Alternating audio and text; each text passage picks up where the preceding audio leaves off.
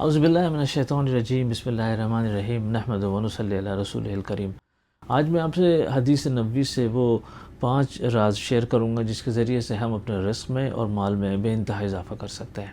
دیکھیے، پہلی حدیث ہے، حضور صلی اللہ علیہ وسلم نے فرمایا، جو چاہتا ہے کہ اس کے رزق میں وسعت ہو اور اس کی عمر میں برکت ہو، اسے چاہیے کہ اس صلہ رحمی کرے۔ دیکھیے، صلہ رحمی یہ ہے کہ اپنے خونی رشتوں کو قائم رکھنا، اسے ختم ہونے سے بچانا۔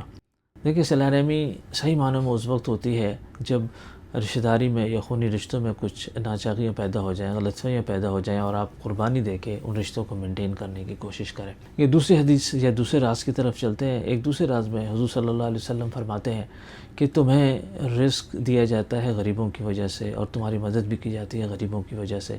اس میں میسیج یہ ہے کہ ہم سے جڑے ہوئے جو غریب لوگ ہیں، جو آس پاس میں، ہمیں ان کی دلجوئی کرنی چاہیے، اس کا خیال رکھنا چاہیے۔ جس حد تک بھی ممکن ہو ہمیں ان سے نفرت نہیں کرنا چاہیے، جس حد تک بھی ممکن ہو ہمیں ان کی مدد کرنی چاہیے۔ اب چلتے ہیں تیسرے راز کی طرف۔ تیسرا راز حضور صلی اللہ علیہ وسلم فرماتے ہیں کہ اگر تم توکل کرو، جیسا کہ توکل کرنے کا حق ہے، تو اللہ تعالیٰ تمہیں اس طرح رزق پرووائڈ کرے گا جیسے وہ پرندوں کو رزق پرووائڈ کرتا ہے۔ دیکھیے، پرندے صبح اپنے گھونسلوں سے نکلتے ہیں، انہیں یہ نہیں پتہ ہوتا کہ کس طرح اور کیسا رزق ملے گا، لیکن وہ پوری طرح سیر ہو کر کھا کر اپنے گھونسلوں میں واپس پلٹتے ہیں۔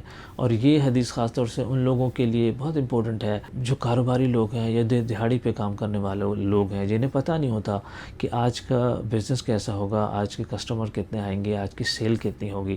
اگر وہ توکل کریں اللہ کے اوپر اور محنت کریں تو اللہ تعالیٰ انہیں اس جگہ سے رزق پرووائڈ کرے گا، اور اس طرح رزق پرووائڈ کرے گا جیسے وہ پرندوں کو رزق پرووائڈ کرتا ہے۔ میں نے اس سے پہلے ایک ویڈیو بنائی تھی، اس میں نے قرآن کے 5 ایسے راز شیئر کیے تھے جس کے ذریعے سے ہمارے مال میں اور اس میں بہت برکت ہو سکتی ہے۔ حدیث قدسی ہے، اس میں اللہ رب العزت فرماتے ہیں نبی سے، اور حضور صلی اللہ علیہ وسلم کے الفاظ ہیں، اے ابن آدم، تو جب تک میرے بندوں پہ اور میرے مستحقین پہ خرچ کرتا رہے گا، میں تجھ پہ خرچ کرتا رہوں گا۔ ایک اور راز وہ ہے استغفار کی کثرت۔ حضور صلی اللہ علیہ وسلم فرماتے ہیں، اگر کسی کو تنگ دستی ہو تو اپنے رزق میں برکت چاہتا ہے تو استغفار کی کثرت کرے، اپنے اوپر استغفار لازم کر لے۔ قرآن کی سورہ نوح میں بھی یہ بتایا گیا ہے۔ وآخر دعوانا ان الحمد للہ رب العالمین۔